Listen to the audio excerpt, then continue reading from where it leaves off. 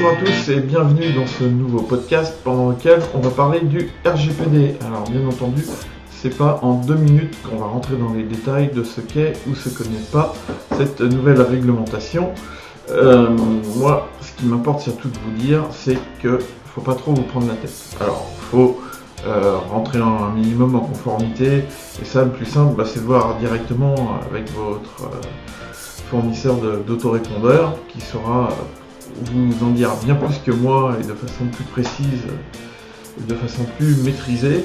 Mais voilà, il faut pas se dire que c'est une révolution et qu'il va falloir arrêter tout ce que vous faisiez aujourd'hui et repartir à zéro, parce que c'est le meilleur moyen de planter votre business. Voilà. Il y a eu une loi un peu équivalente il y a 1 ou 2 ans au Canada, et en fait au bout d'un moment ils ont dû dire stop, arrêtez de porter plainte, parce que en fait les tribunaux étaient surchargés, débordés, ils traitaient plus que ça, et qu'il y a des choses bien plus importantes dans la vie à traiter que ça. Et en fait cette réglementation elle vise avant tout des grosses enseignes comme Google, Amazon, Apple et d'autres.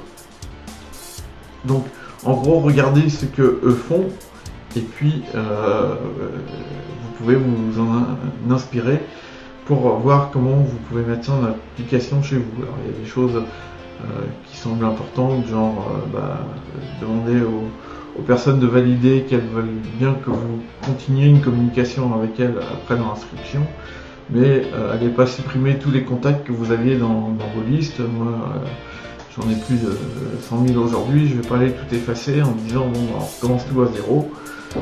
Voilà, il faut avoir un minimum de bon sens. L'idée c'est de canaliser un peu plus la communication, éviter les communications abusives, les spams et compagnie.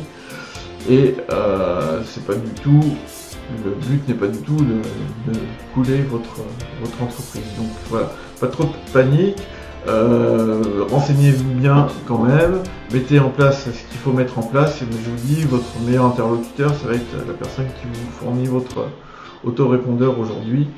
Et voilà, travaillez selon cette réglementation à partir de maintenant. Mettez en application ce qu'il faut, mais sans non plus vous stresser, et puis en y passant des nuits blanches.